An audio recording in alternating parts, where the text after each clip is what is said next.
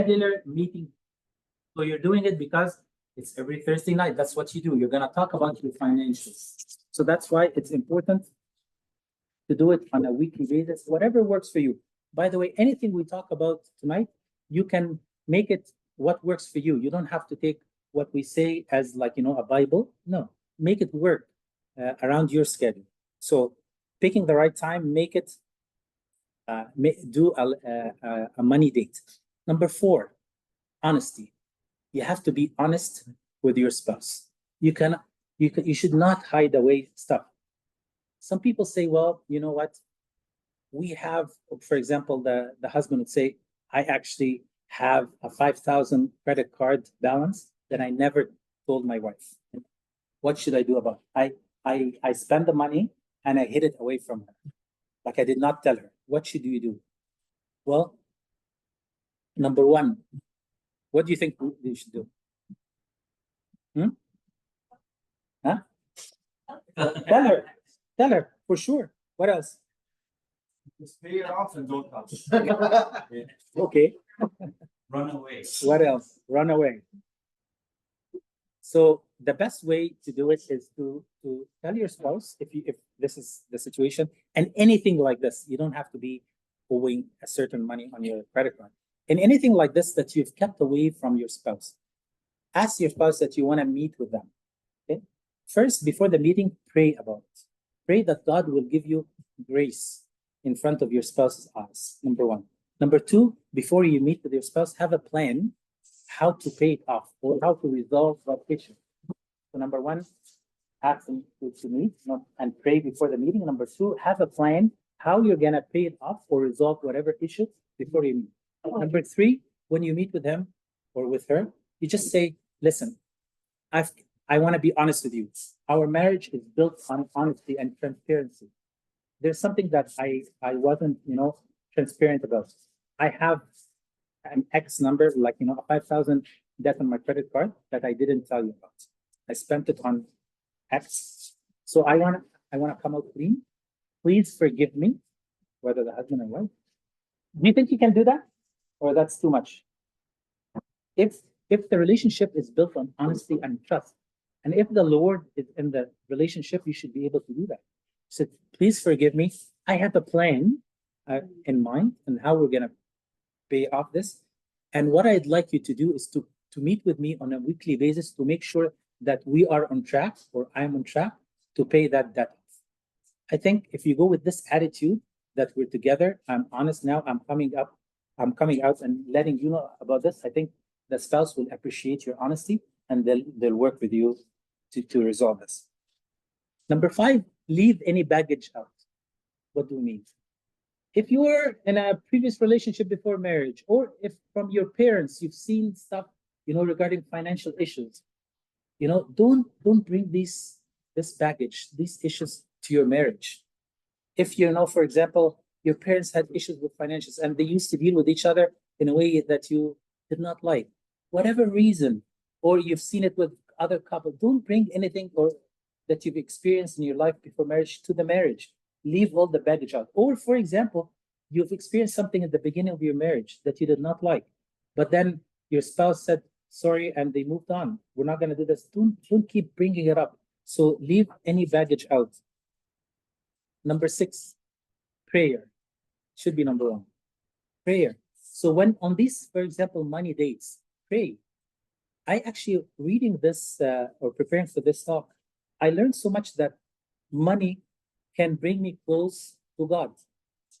Because what we struggle with a lot is money in general, financing, spending, earnings and stuff. So by prayer, and it will bring you closer to God and will bring you closer to your spouse. So in the beginning of these money dates will be a great opportunity to pray together, to lift up your hearts. God is able, God is so much greater than any issue or financial issues we might be experiencing. Or not, if you are not experiencing any financial issues, thank God. But you have plans. You have plans and you have plans to buy this and that, all within stuff that honors God. And you think it's too much, you think it's not possible. Everything is possible with God if you put it in His hands, right? So Start your meeting with prayer. Number 7, seek your spouse's advice. Seek their counsel. You know, before you do any financial decision, before you buy anything, do you think you're gonna like it if Kareem goes to me and say, Mimi, I'm thinking of doing that. What do you think? I wanna take your opinion. You know, Mimi will appreciate that and will say, yes, I think it's a great idea. I don't mind. Or Kareem, I think we should do this and that. I think we all should take the advice of our, you know, our spouses before we do anything, especially if it's a little bit on the major side. But I think before you do anything, if you take the other person, the idea is the other person is going to appreciate it very much, and he's going to think, oh, my husband or my wife likes me so much and loves me so much that she wants to include me in all the decisions that he or she make. You agree? So take your spouse's counsel, advice. Actually, they say something, and I experienced it with Mariam, and I think actually Adil also told me that he experienced it with Nagwa. I think most of you would experience the same. I think God gave natural intuition to all the women that when you ask the advice, they're usually, you know, they say the right thing. I think God speaks to me more through my wife rather than directly through Mariam, because it's true. Because God created Eve to be a what? What does the Bible say? Helper, to be a helper. And God gives, because he created her to be a helper to the man, he gives her the honor of good intuition, good advice. Try to listen to your wife, advice to all the husband, try to listen to your wife more often, especially if you're hesitant, or it doesn't matter, but especially if you're not sure. Adil, I think you mentioned to me that about, you said in any decision I make, I want to ask Nadwa. Always get the blessing. Yeah. Not just because taking the blessing. Not necessarily if you listen to her, but get the blessing. معلش. Okay, maybe don't exactly listen to Adil. At the end of the day, Yeah. at the end of the day, ربنا يستر. ربنا يستر علينا في الدنيا. ها؟ Yeah, no, joking aside, it's true. Okay. no, في الحتة دي بس معلش. الحتة دي if the wife or the husband has a specific experience in a certain field, then each one listens to the other side. Okay. يعني in our cases مثلا if مثلا we're looking at a dental office, for instance, and I discussed it obviously with Nagwa, and she told me, you know, she looks at certain things, I listen. When it comes to houses or properties, a different story. So if she had if the husband and wife have certain knowledge of certain things, come on. It goes without saying. If you're an expert in a certain field, you know, that person who is an expert in that field should give your opinion. But in general, I find it to be very true, even if it's something that Mariam may not be necessarily very much versed in. Taking her opinion is always, I find it to be the right thing. I may not do it at the end before, but she'll always end up being right. Setting goals. What's important to communicate is to set goals. What do we want to do? And based on your goals, we're going to talk about goals later on, short-term goals, long-term goals. We're going to talk in more details. But during these meetings, we're going to talk about goals, because why goals are important? Because based on your goals, you're going to set your priorities. You're going to know where you're going, right? How long would it take you? For example, I want to buy a home. For example, you know, maybe we need to save for the next number of years. How much do we save? So you put your goals in this meeting. Now, regarding goals, I have a handout that I'm going to hand you. There's regular goals and there's financial goals. They're almost the same. Thank you, Daniel. Each couple, if you're sitting together, can share one, but if you're not sitting together, we can each, I think we have enough that each can have one.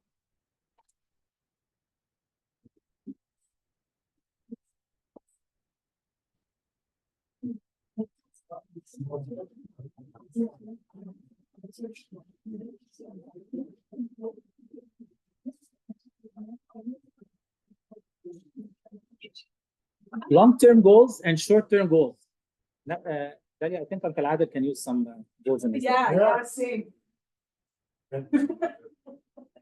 Uh, so goals, you have the papers. So we started with not financial goals. So relationship with God. When you sit together, what is our goals for our relationship with God? Family and friends.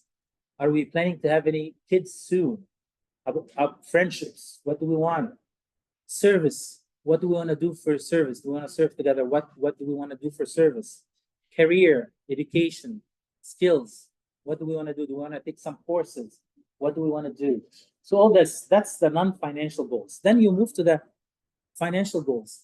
Notice what's the first thing in the financial goals is giving. What do we want to do for giving? We're going to talk a lot more about this. Spending lifestyle, so crucial. The last maybe 15, 20 minutes of what we're going to discuss today is spending. And I'll tell you why. Because I am a firm believer that spending is much more important than earning income. I'll tell you why. Saving and investment. Debt. Other. So we're going to talk about these things. You're going to talk together when you sit together about all these things. What do you want to do? Then how long is long-term goals? What do you think is a good period of time for long-term goals to achieve your goals? 2 years? 3. 3 years? 3 to 5. 3 to 5? That's for when. Anybody else? What do you think? I think Long-term, 10. long-term, you're absolutely right, is 10. Okay, let's say long-term is 10. What is short-term goals? So on the right-hand side, it's exactly the same thing, but it's short-term goals. How short is short-term goals? Is 1 year. 1 year. Okay. So why? Because you want to have the 1 year.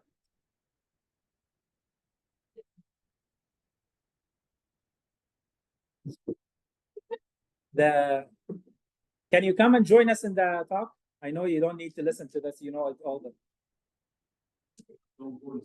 And don't know. We have all. They're helping us. They're helping to feed us, the Marthas. Okay.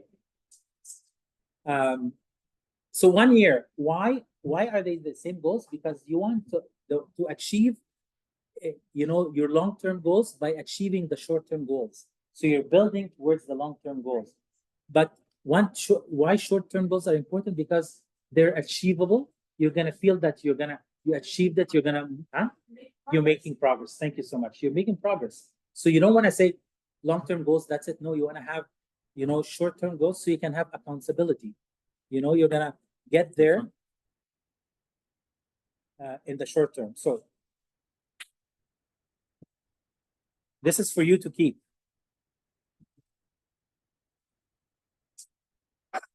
We're gonna move next.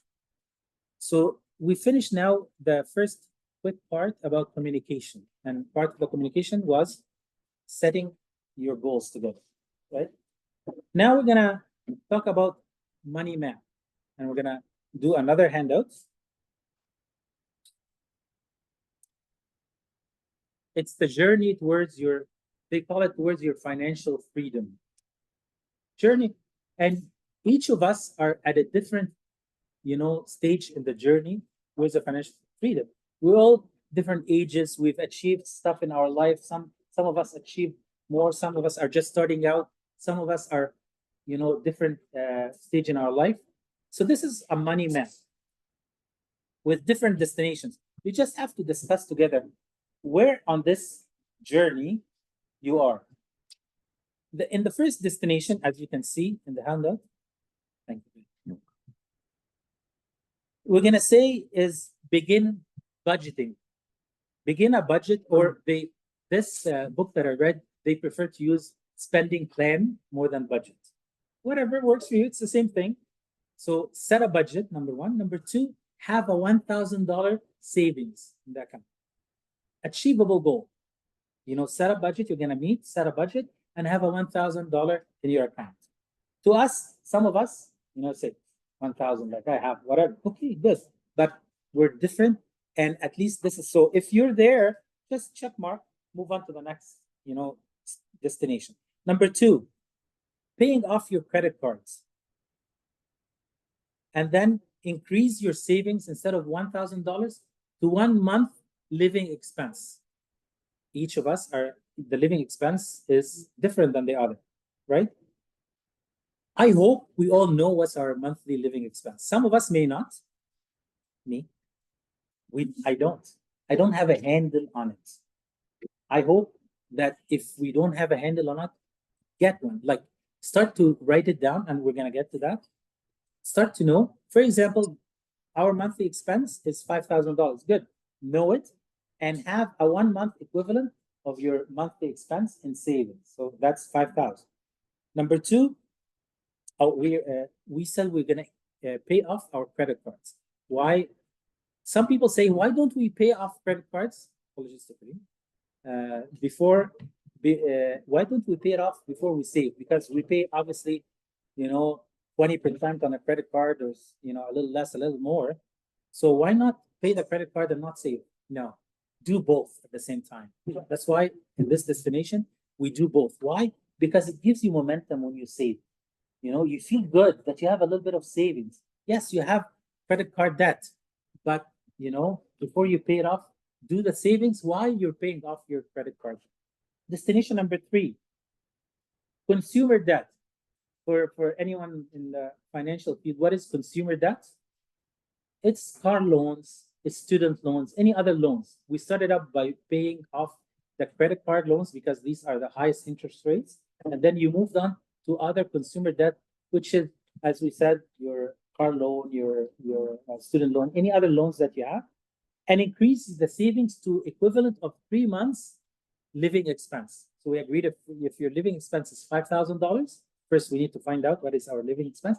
If it's 5,000, then you need to have equivalent of 3 months of your living expense in your savings. What if you don't have that now? Work towards that goal. It's okay. They say, by the way, for people who have mortgages, it's always recommended that you have equivalent of 6-month mortgage payment in your account, just for emergencies in case someone loses a job. So they always tell you have equivalent of 6-month mortgage payments in your account. But we're talking about living expense, having 3 months. Destination number 4, save for major purchases.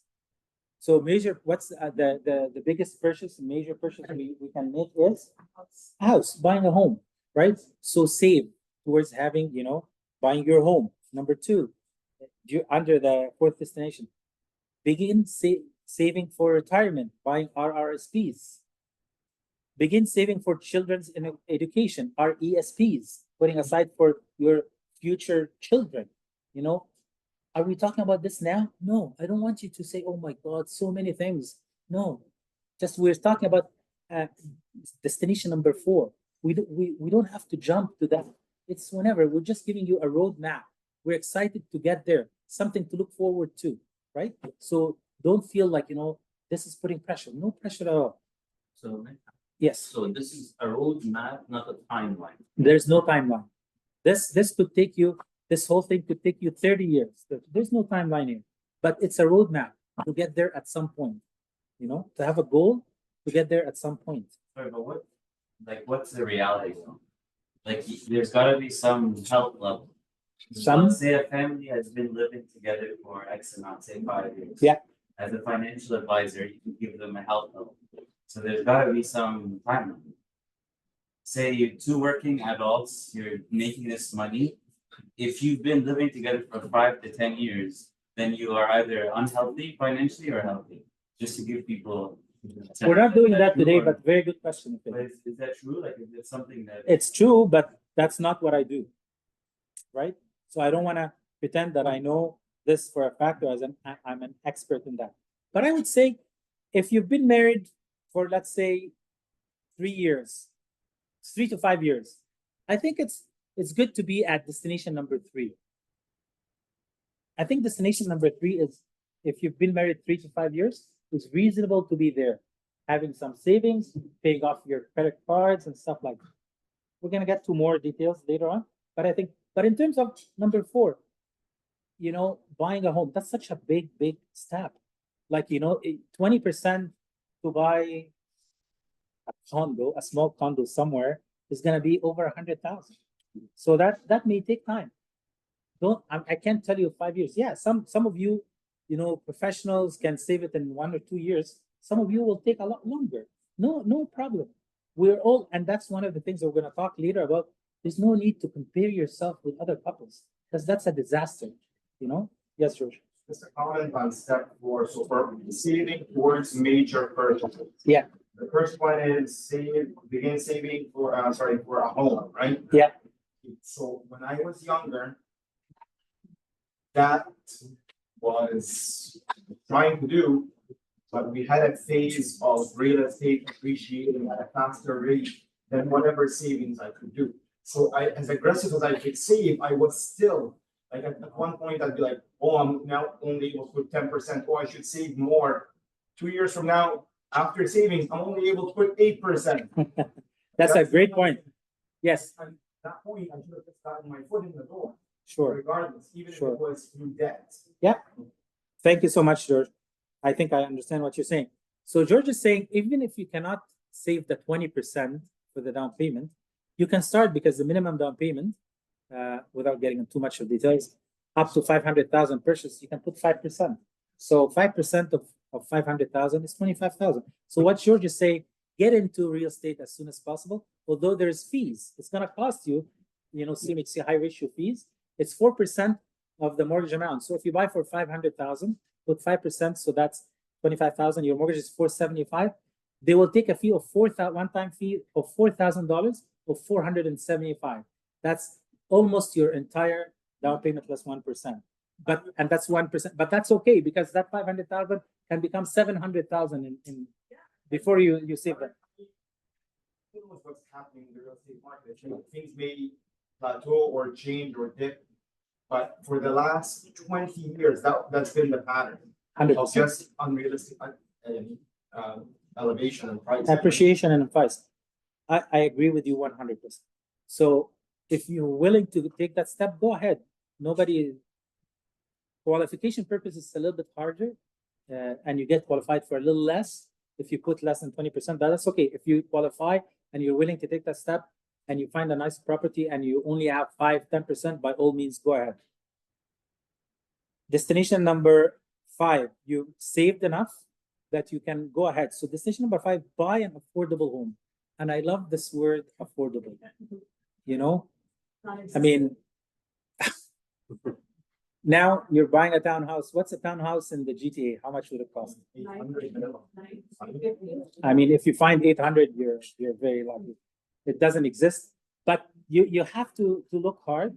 So I would say, from my experience in the GTA, when I say GTA, that doesn't mean Toronto. Like you go out a little bit.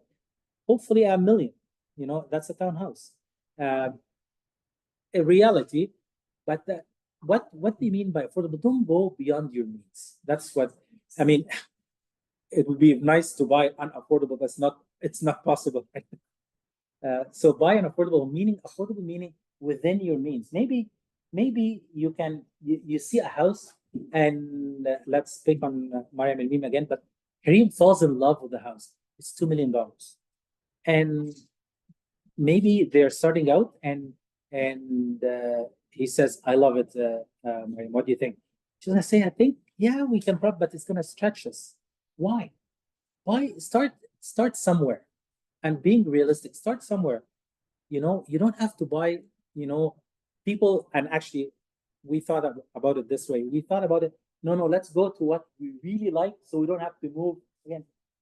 Okay, people move here all the time. So start by getting into real estate, for example, and buy something affordable it's not gonna stretch your budget.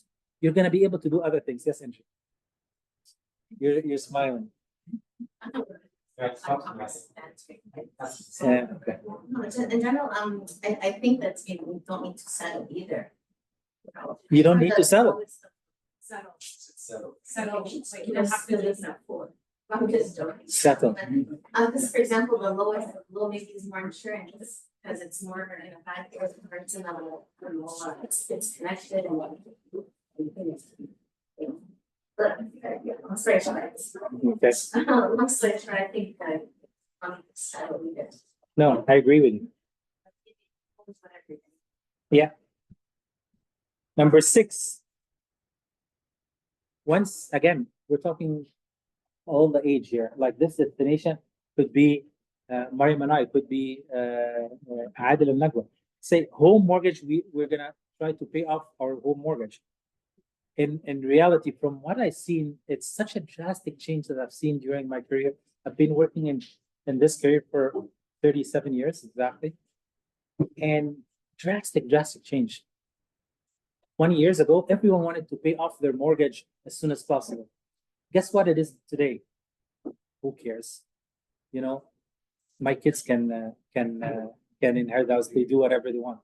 The urgency of paying off the mortgage has gone down tremendously. Really, nobody cares about, everybody at the 20 years ago or longer, they said, what's the prepayment privileges in the mortgage? Those of you who have a mortgage, say prepayment, how much more I can pay towards my mortgage? Nobody asks that. Like every 10 customers I get, they say, what's the prepayment privilege? So, oh, I forgot. Let me check. Nobody asks this question anymore. So that means how much people's priorities have changed. And it's all because of one thing. Who knows what's one thing is? Spending. People, they were more frugal. They were more, wise, 20 years ago. Obviously, they inherited it from their parents, so their number one target was to pay off their mortgage. Now, because also we have to admit that the house prices have increased so much, that the mortgage balance have increased so much, it became not very realistic to pay it off quicker. Like in the good old days, you bought homes for 100 to 100,000, even before my good old days. But we bought our first home in 1990 for 250,000. It had a pool in Markham. I mean, still you could have a plan to pay it off because the mortgage was whatever, 200, 150,000. Now you're talking about what's the average mortgage? How much you think? It's somewhere between 700 to 800,000. So it's a little bit intimidating to think that you're gonna pay it off, but it should be a plan. Your mortgage is paid off, your children's education is funded, you confirming your estate planning. Again, that's in the 50s, 60s, you don't have to worry about it, but I'm saying this at some point in the journey. And then at the final destination is you have your retirement funded through RSPs. So you should have a plan that, especially if you're self-employed, you don't have a pension stuff, you should have, a plan to have, income when you retire. It's good to have that. And then that once you do that, you're free to do more generous giving to the church, to the service, to your grandkids. So, and it will free you up to do more things when you're at that level. Okay.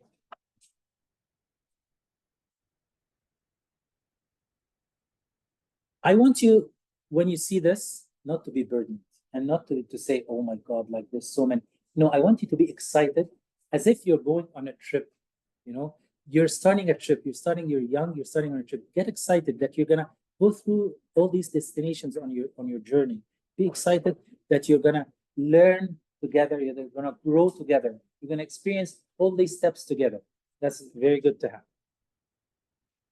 The next question is, does God care about money? He does. He actually, yes, does God care about money? Yes. God cares about money 100%. How many times do you think verses in the Bible that mentions in one way or the other that mentions money? Give me a number from the top of your head. 100. Rosette? A number. A guess is a guess. 50? 30? 170? Is it the closest without going over? 200? Anybody wants to go higher? 365? Very good. Once a day. Huh? The money, verses about money in the Bible is 2,370. So obviously it's important. God knows its importance to us. And a lot of times he says, do not worry about tomorrow, because tomorrow will take care of itself. But we're here to tell you to plan for tomorrow. Tomorrow will definitely take care of itself, and God will take care of us and our money. But we have to be wise. You have to plan for it, so God can bless, our planning. So we said that there's 2,350 verses in the Bible about money.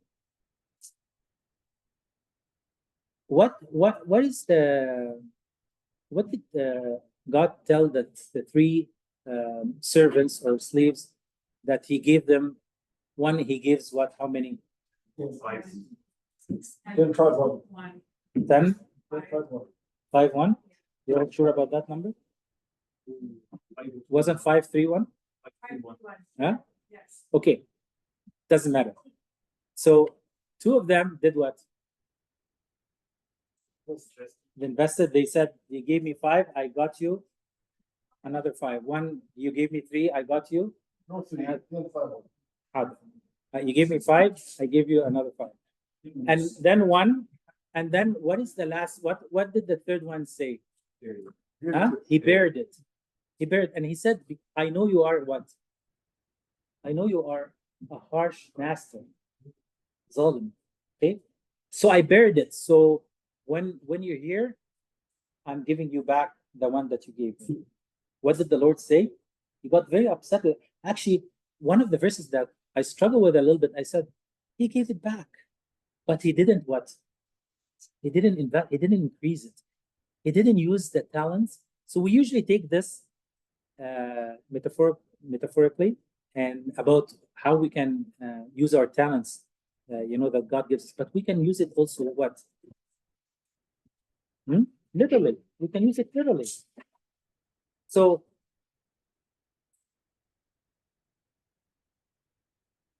in Matthew 25:21, if anyone wants to go and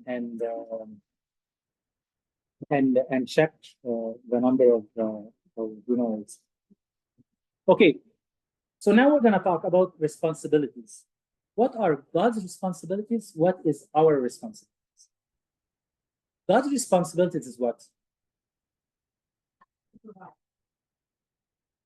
Sure. Giving us the talent. Sure. God's responsibilities is that he owns everything.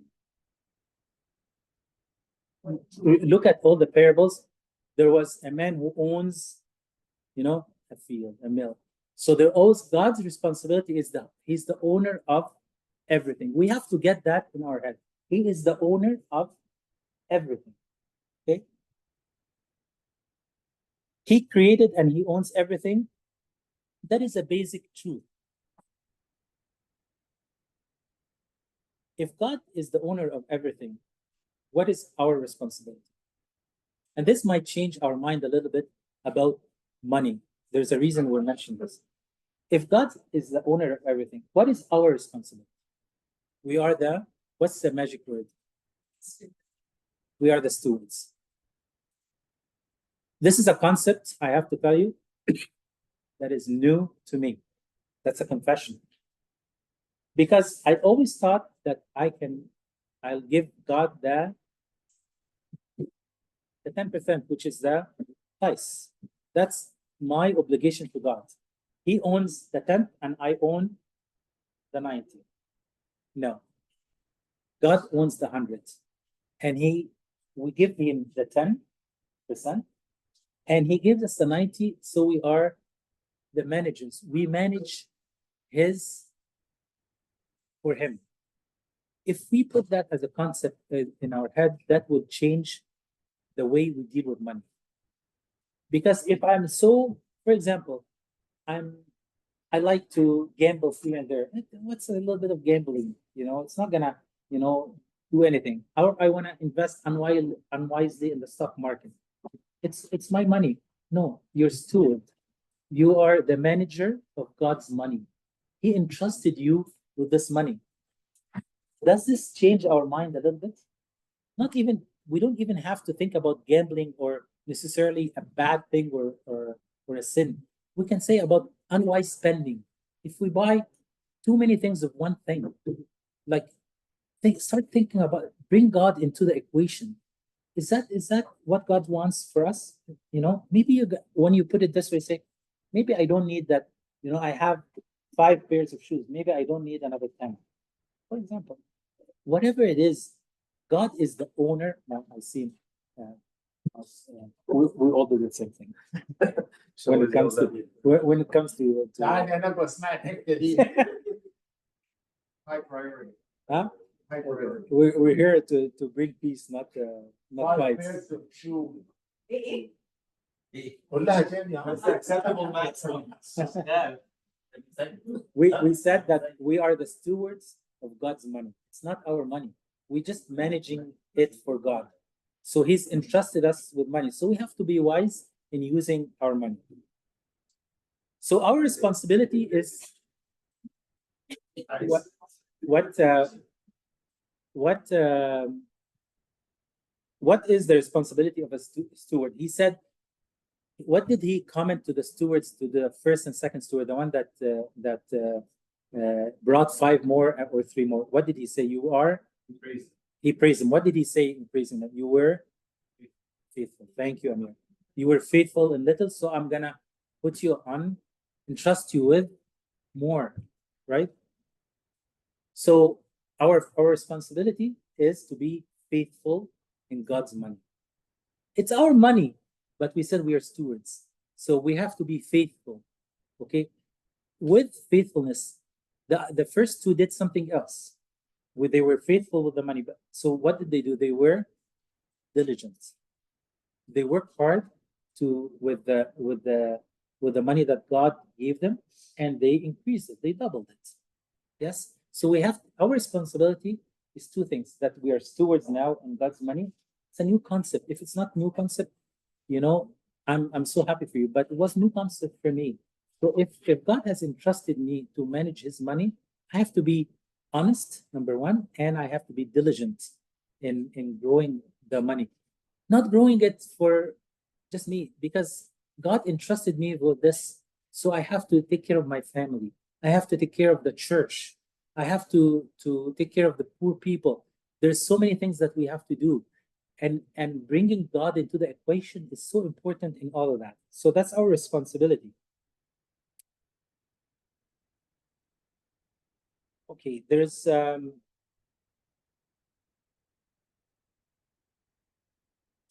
next concept I really like, and that's what we're going to end up. It may take us a few more minutes, but they say use the one hand, and we're going to talk about a few things with the one hand. They say give some, save some, pay off the debt some. That's the 4th one. Spend some, you will have some. Have you heard that before?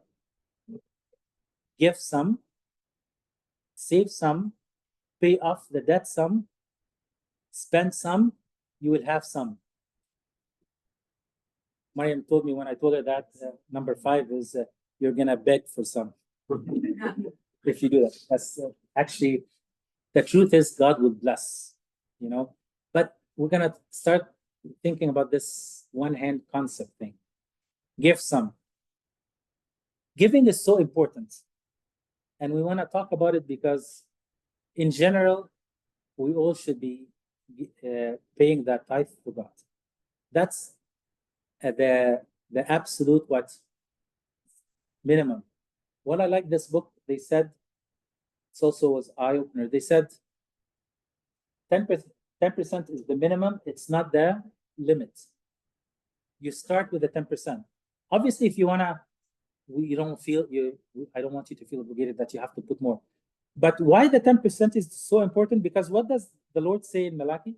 Who knows the verse in Malachi chapter 3? What does the Lord say? 8 and 9. Give all the tithe and try me, right?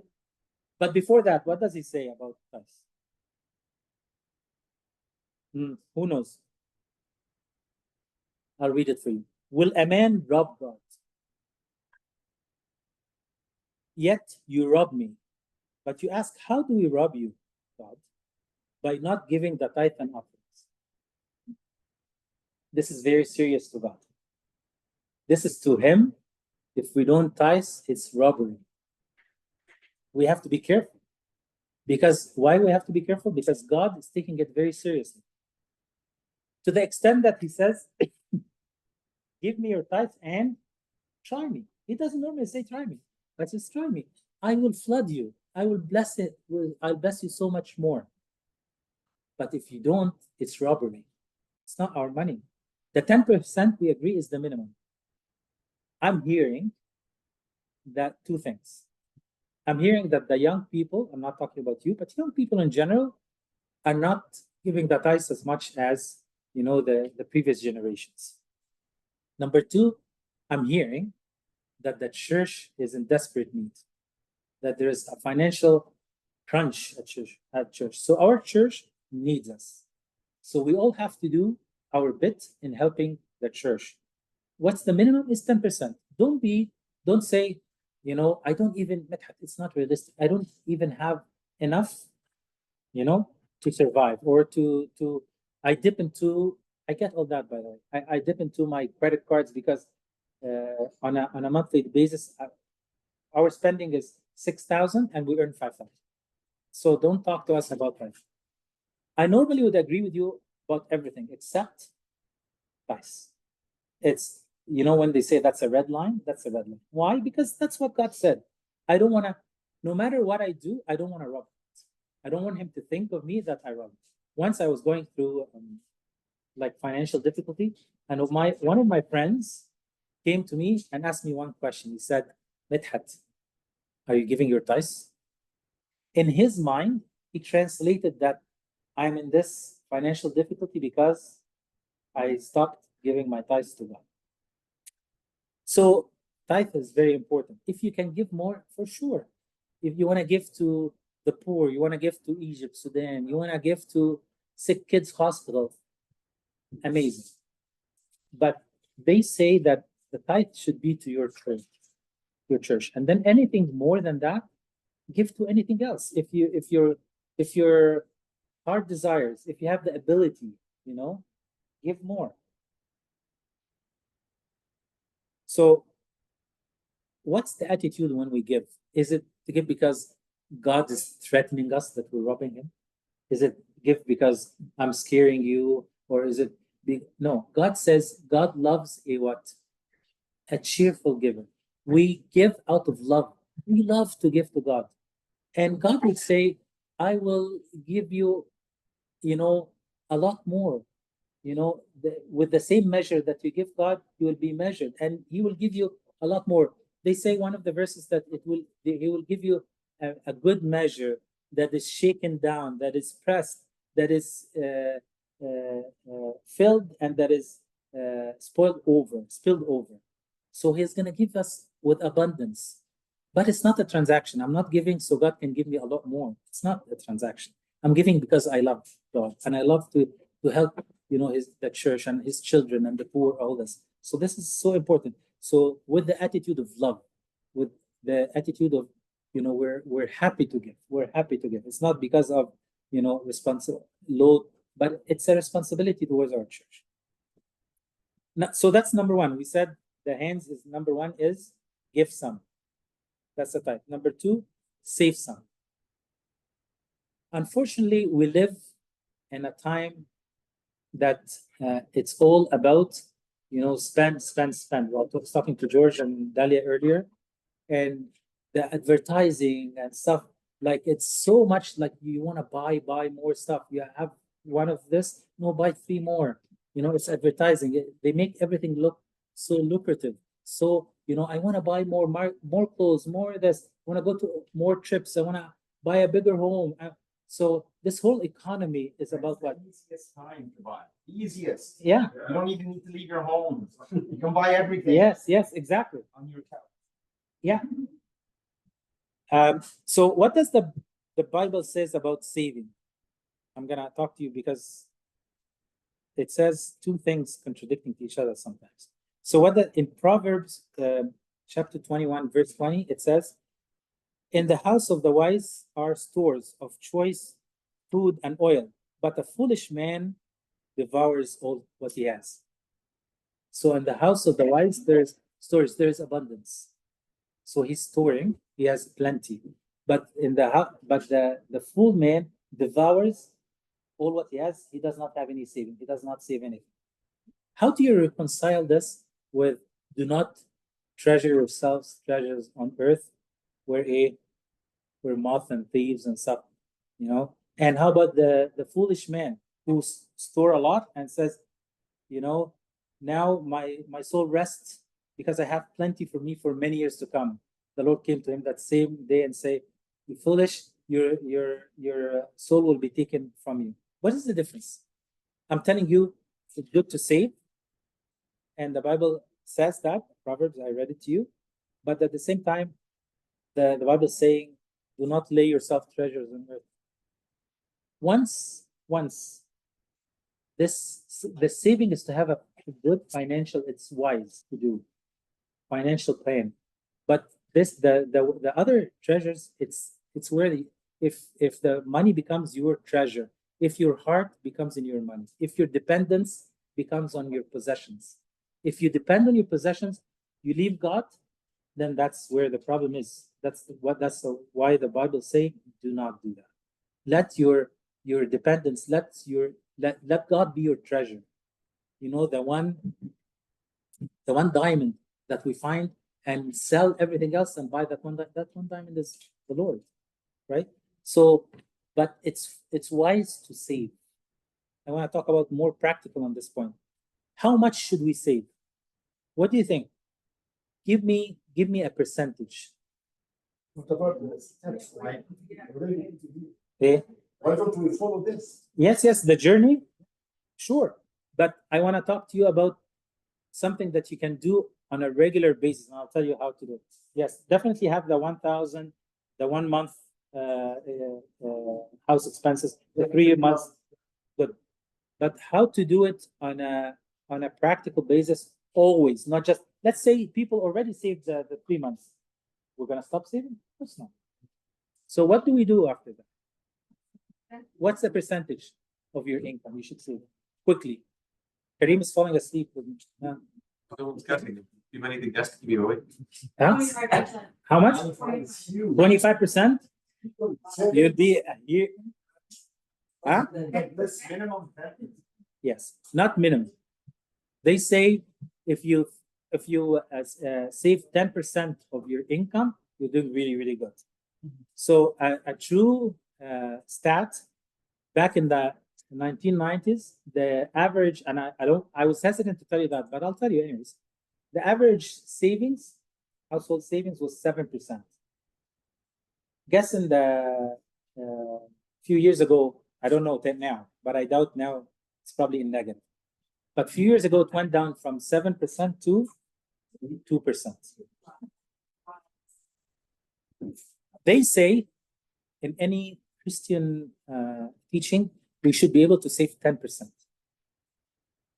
Some of you will say, not realistic, not practical. It's too much, you know? And some of you will ask, is it 10% of gross income or net income? Good question. So it would be the net. Yeah. Well, if you save 10% of the gross income, it's even better. It's more, right? But yes, I'll come to that. Thank you. I'll come to that. So whatever you can, what you tell me, what you're talking about is unrealistic. It's not practical. Start with something. 10% is too much. Your current situation does not allow it. Then it's okay. Do 5%. 5% is too much. Do 1%. Do something that at the end of the day you feel good about, you know, putting some money away. I'll come to your, what do you mean by that? So we agree. Best, if you can save 20%, by the way, I'm not telling you to save only 10. If you can save 20, then, you know, all better for you. But realistically, if you aim for 10%, it's great. Number 2, make it automatic. So what do I mean? Make it a payroll deduction. If we see the money goes out. Okay. So you do not want to see the money. You want to make it an automatic payroll deduction from your account, from your pay. Then number 3, put it in investment. Adil, what do we mean by save? Put it in investment. Let it go to your bank mutual funds. Put it in sit down with a financial advisor, agree what's your risk tolerance, what would you like to, what type of mutual funds. Some people say I have high risk, some people have medium risk, some people have very low risk. I want to be whatever you're comfortable with. Put it in investment. You know, a lot of investment, and actually somebody told me recently there's safe investments. I don't know how safe, and if you need a minimum amount, but they said 10%. It's doable. 10%. It's to me that seems a little bit aggressive, but they said it's possible. Whatever it is, they say over time. For example, I'm hearing this year mutual funds are over 14-15%. It's a phenomenal year. That's not every year, to be realistic. But put it in investment. Your decision about what investments. But so we agreed on a few things here. Recapping. Number 1, aim for 10%. If you can't do it, do whatever you can, but do something. Number 2, make it automatic. Payroll deduction. You don't see the money. You see the money, you're going to spend the money. Make it automatic payroll deduction. You're not on payroll, you're self-employed. Automatic out of your account, every 2 weeks, every month, because if you're self-employed, you don't get payroll. Some people self-employed get payroll, but whatever, get it out of your account, whether out of your account or out of your paycheck. What else we want to talk about this? So okay, go ahead, George. So just a clarification. So these savings are towards retirement. No, this savings could be towards anything. Could be towards buying your first home. It's towards, having an emergency fund, a slush fund. It's towards a trip. But you have savings. You can use the savings for whatever you want eventually. It doesn't have to have, a final destination for the time being. But the important part is you have savings. Are we better off than designating out of that 10%, 6% towards retirement? 100%. Sure. And 3% as big purchases in the future and 1% as immediate emergency funds. Between you and Dalia, whatever the breakdown of this 10% is up to the couple. So for example, people want to put in TFSA, in RRSPs. When you have kids, you want to put it into RESPs, Registered Education Fund. There's a lot of things, right? So whatever that breakdown of the 10% is up to the couple. Some people own a home. They don't need to buy a home. Then they don't need to save it for the down payment. Some people don't own a home, so they're going to save it towards the down payment, right? Different stages in life.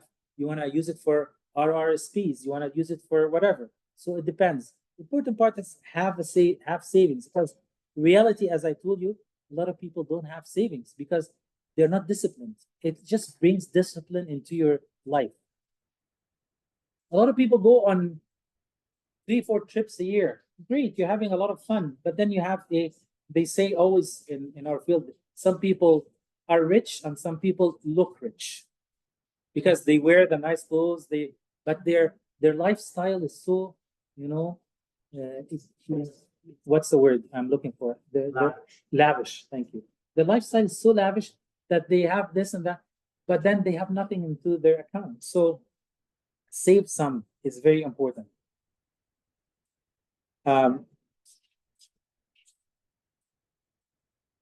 Good examples from the Bible.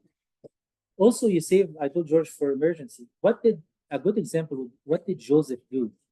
When he was in Egypt, the king asked him, what does this dream means? He said, you're going to have 7 very good years and then followed by 7 years of famine, right? So he had a plan. God told him, so he saved. That's a good reason to say 7 years of great abundance, and then could be followed with 7 years of struggle with famine.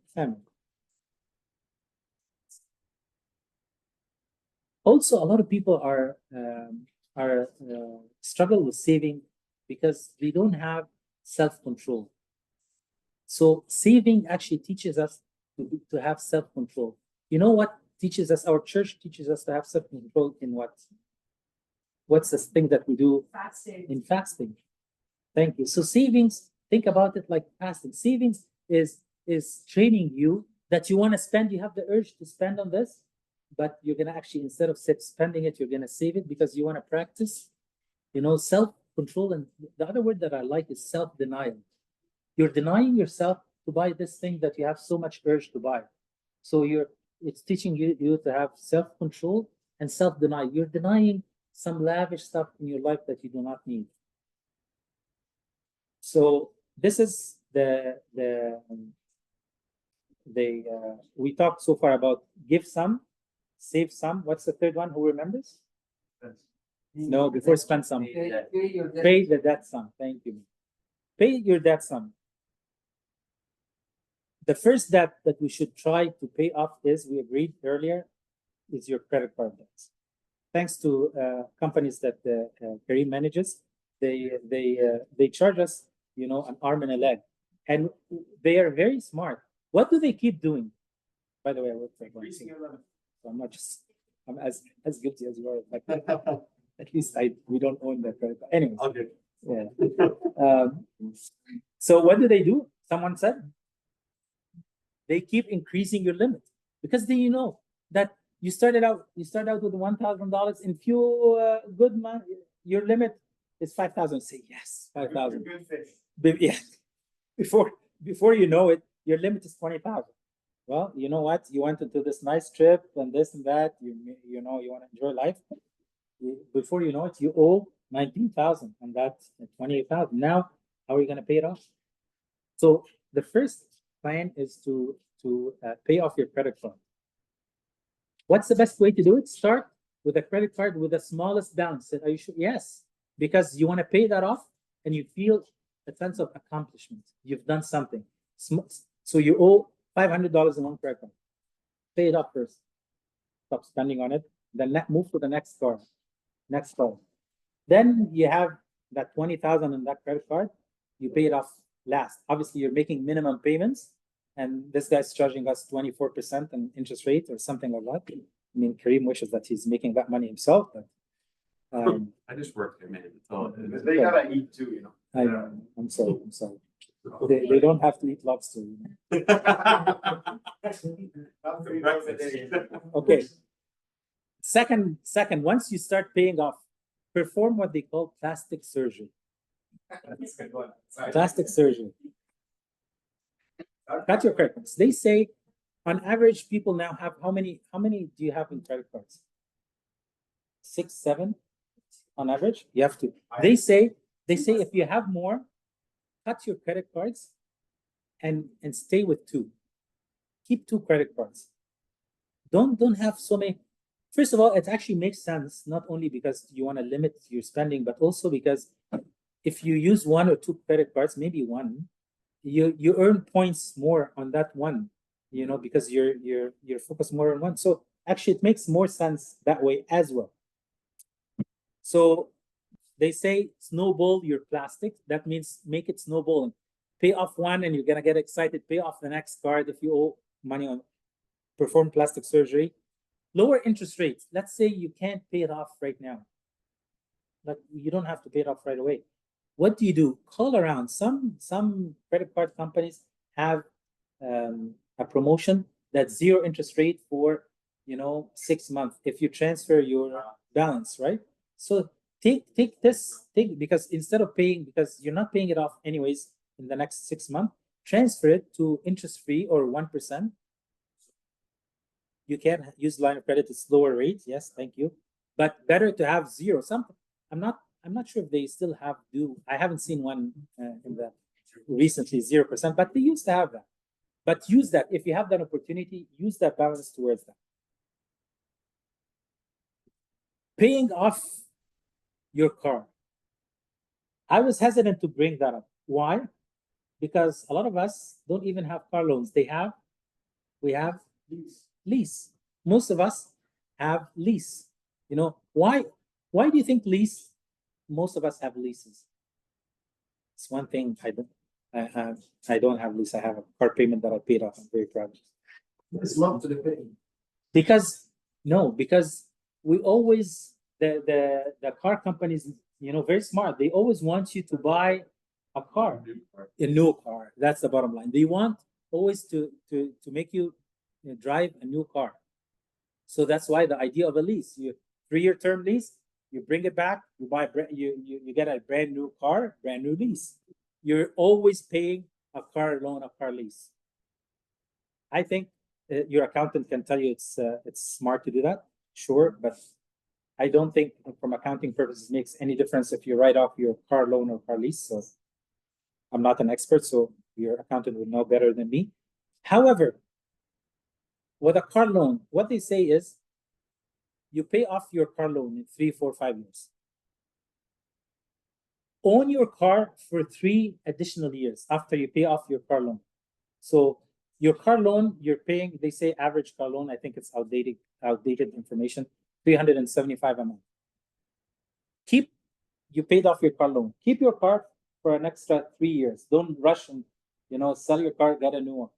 Keep it for an additional 3 years. God forbid, I'm going to own my car for 8 years. Someone I know, I gave him a car 18 years ago and he's still driving it. God bless him.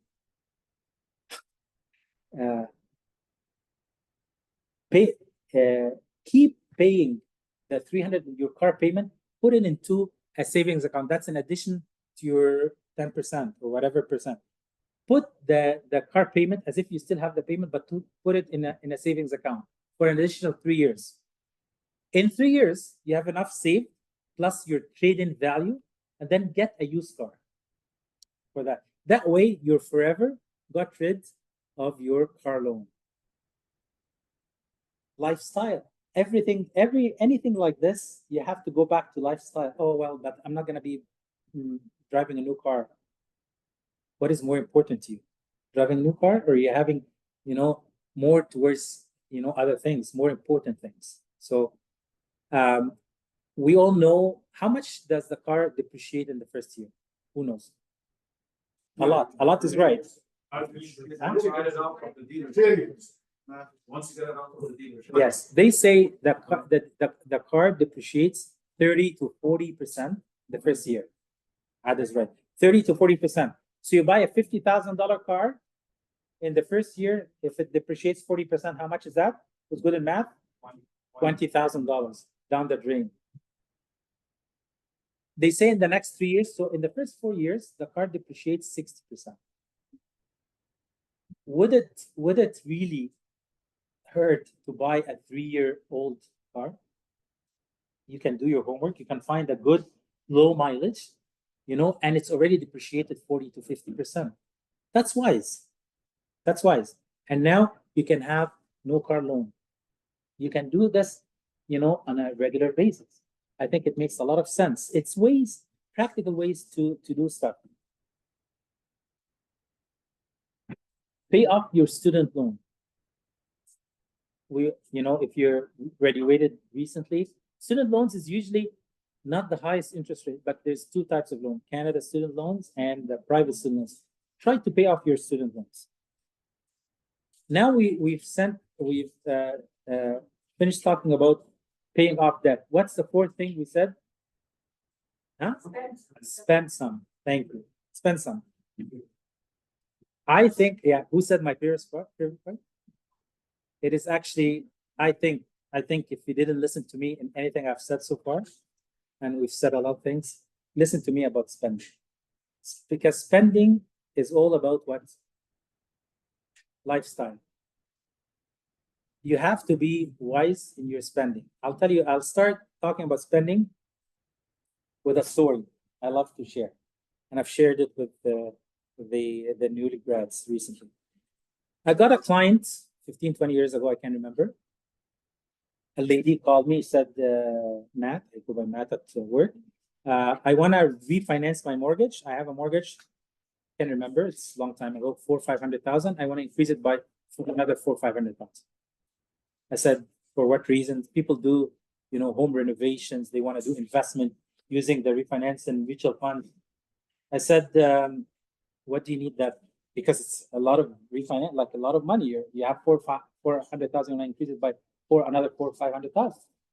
She goes to me, her voice kind of shaking a little bit, and she said, to pay off credit card debts. I said 400,000 credit card debt. It's a little bit. I've been in the business. I've seen it all. I haven't seen 400,000 credit card debt. So I said, sure. My mind, two things. She doesn't make any money. And number two is she has a terrible lifestyle. She spends like crazy. So I was right about one. She goes to me, I'm going to bring my husband and meet with you next week.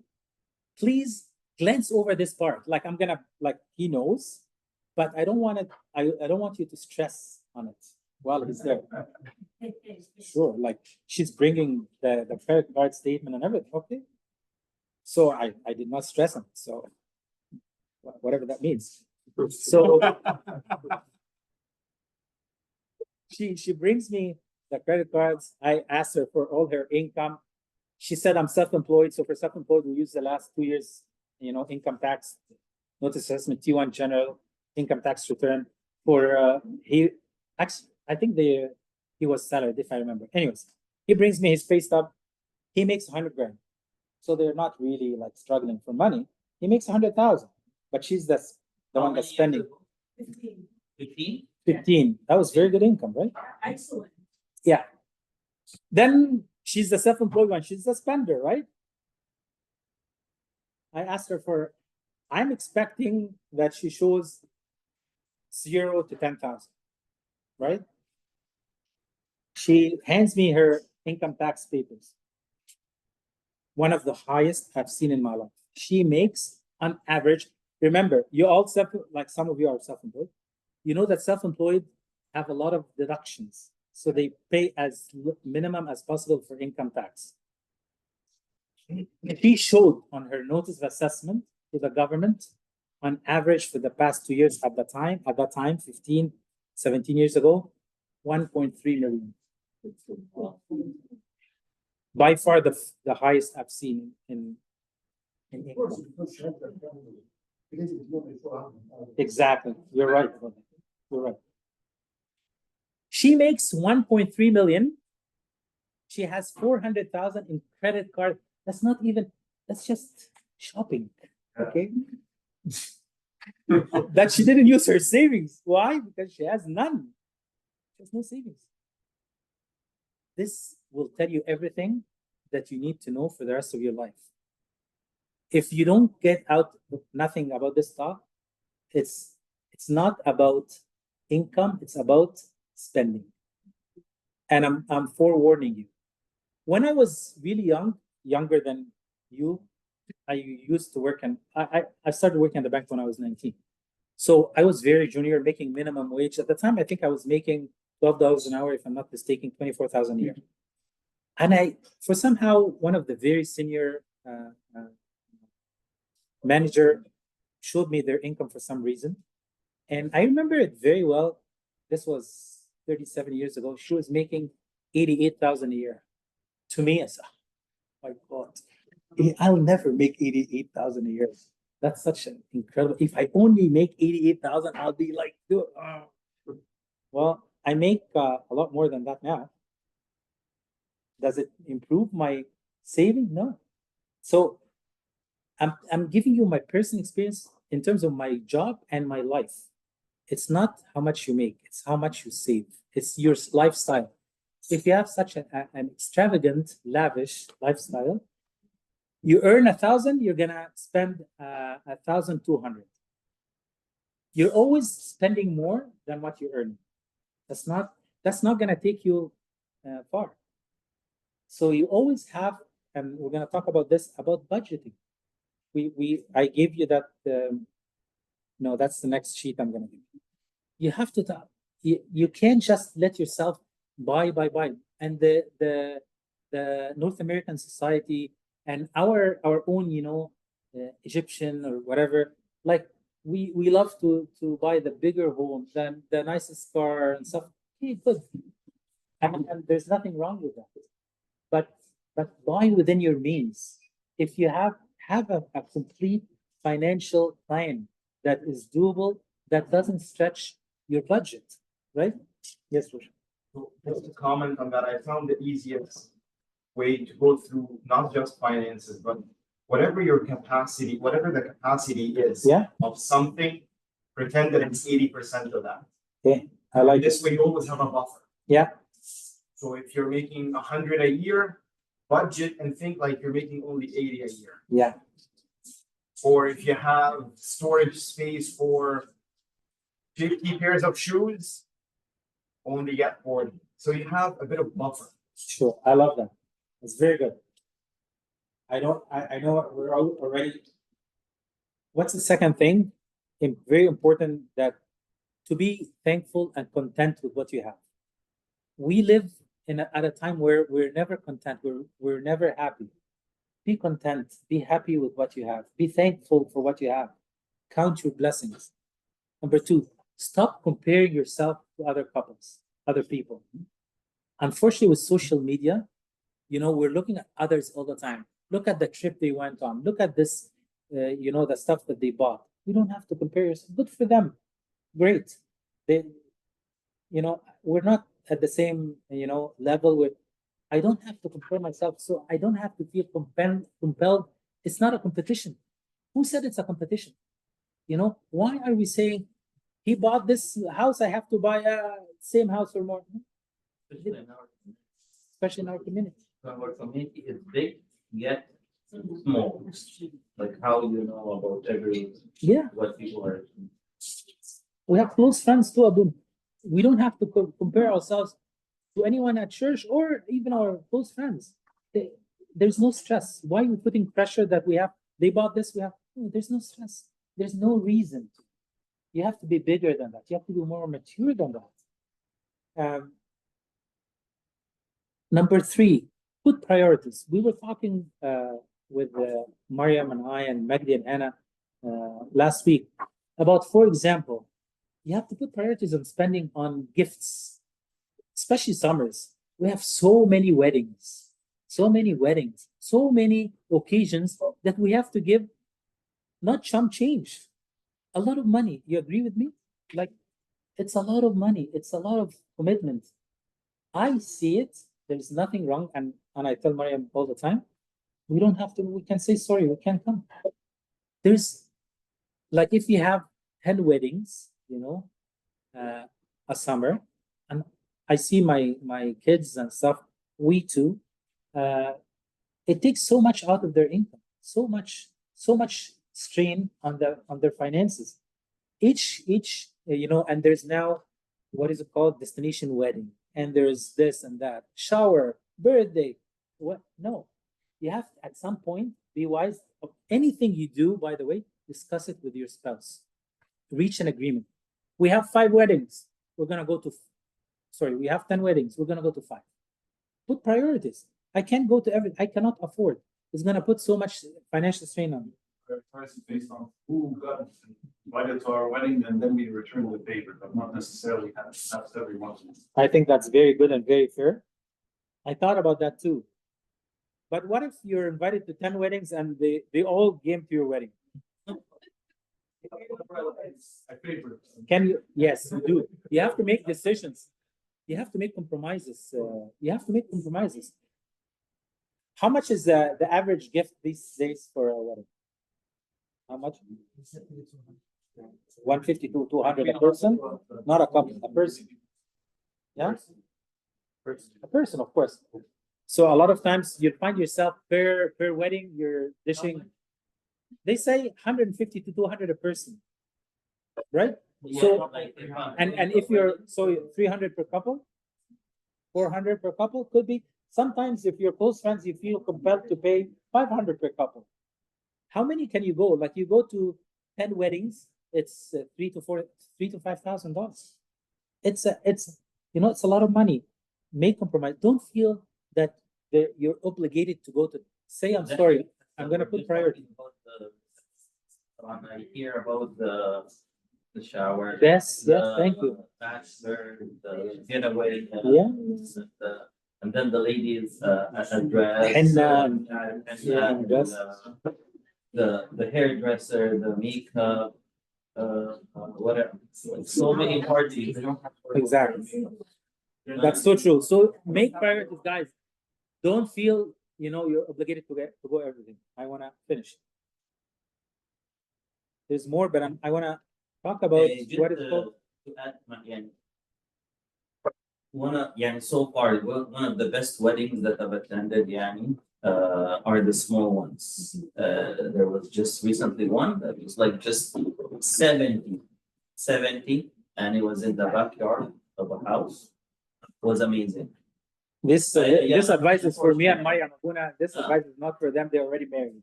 This is for me and Maya. Yeah. I wish That's idea. ours was during COVID. God does not allow these days to come back, but it's so true. It's so true. But it's not. Sometimes it's not possible. Sorry, في other stuff coming up. يعني gender reveal and baby shower, baptism. Housewarming. Huh? Housewarming. Yeah. We can put a budget for these things in itself. The budget, yeah. There's a budget. Make compromises. You don't have to go to everything. Now, last point I want to talk to you about is birthdays for parents. خلاص يا ابونا. احنا عارفين. انا عارف. birthdays دي تعبانه. I feel you. I feel your pain. Saturday or Sunday like فين العيال اصل في birthday today الاسبوع اللي بعديه في birthday طب انت هتيجي الكنيسه يعني when are you coming to church? It's just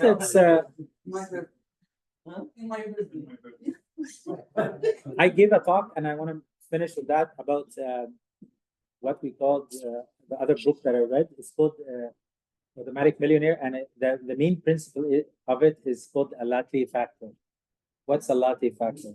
We all have meaningless purchases that we do every day that if we put aside, if we save, if we cut it out, then we save a lot of money. And in that book, they took the example of latte, Starbucks latte. How much? $6, $7, $8. So they call it latte factor. It's anything, any meaningless expenditures that you have that you can easily cut it out of your life. You can have a coffee at home, costs nothing, right? You can have, you like to have your coffee outside. You can have a Tim Hortons for $2. Cut out we're not just talking about coffee. Anything that you spend money that you on something that is so trivial, so small, that is meaningless, that doesn't add anything to your life. Try to cut it out. That's another way that you can cut in your spending. You can cut anything like this. It's called, keep it in mind, discuss it together.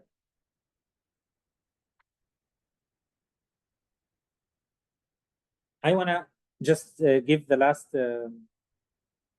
they call it the spending plan, or it's the budget. You can pass it around. Have a budget or have a spending plan just to know how much you're spending, how much is your income, how much you're spending. Have an idea. So first step is sit together and write down. Write down first month.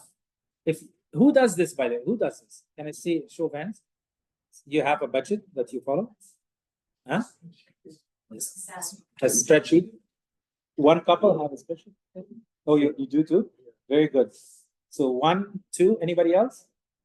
Okay. We never had one either. We still don't have one. Not we never had one. We still don't. But I'm planning to have. I didn't have my hand up. Okay. Number 1, first step, record your income and your spending. So first step is record your income and your spending. That's the first month. You're starting from scratch. I'm not looking at you, you're already doing it. You're starting from scratch, write down your income and your spending. That's for the first month. You're not doing anything, you're just writing down everything. Now, step 2, complete your first spending plan. So after you have an idea how much is your income, how much you're spending, because you're starting with not having a clue how much you're spending. You may have a clue about your income, but You don't have a clue about your spending. So start writing down. After you write down, first month, write a spending plan. Have a spending plan. Next month, adjust it because you're gonna find that you were too aggressive or you weren't practical. Adjust your spending plan. Some people have different systems. NG and Michael, what system do you use for your budget? Excel spreadsheet? Same. Some people say Excel spreadsheet. Some people say put the money in an envelope. That's a little bit more primitive. So let's say you want to spend $1,000 on food. Have an envelope for food for $1,000. You take money every time you're going shopping. Once $1,000 is out, the envelope is empty. No more shopping. No more eating. For example, well, I find it to be a little bit more practical than Excel because Excel, you're gonna continue to spend, but at least it will keep you, on target. Think annually. Say about anything you spend. Think annually. What do I mean? Say, oh, I buy a couple of lottery tickets. It's $20 a week. Okay, think annually. $20 times 52 weeks a year. You're spending $1,100, more than $1,100 on that. Huh? Example. Yes, Andrew. When you're not. Huh? If you win, you don't have to count. Andrew, did you have a question? No? Okay. بس يعني احنا نرجع first point, we are steward. We are stewards. I gave a bad example. I gave a bad example. But how about pop? You buy a box of Coke once a week. You spend how much? $6-7 on it times this. Think annually. It's a lot of money that for something that is not useful to you. It's actually harmful to you. Okay. Last thing. Give yourself an allowance, guys. We're finishing up. Give yourself an allowance. Give yourself an allowance. So you don't feel you're so strict with it. Give yourself an allowance that you and your wife, each one, or you and your husband, each one can feel a little bit free to do whatever they want within the household, budget. So give yourself an allowance so you can, maneuver a little bit. I don't want anyone to interpret what we discussed about tonight as encouraging. If someone, let's say a couple, one is a saver, one is a spender, happens in a lot of, in a lot of couples. Relative. Relative. It's relative. But what we talked about tonight is for us to be wiser, not a miser. I don't want someone that is bakhil, yani, is a miser, that comes and says, oh, look what we've learned today. You can't buy this, you can't buy that. No, we're equipping you to be wiser, not a miser. Right? So if your household needs something, say, no, I don't need, no. If the house needs something, of course the house needs something. If your husband needs something, if he doesn't have, a few more of that, sure, same thing for the wife. So be wise in your spending, but cut out the stuff that you don't need. You're gonna be far more ahead if you follow the simple steps we talked about tonight. We have 5 minutes, maybe. Quick, does anyone have any questions?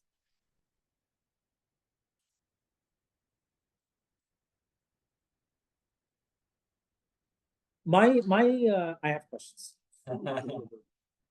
My wife.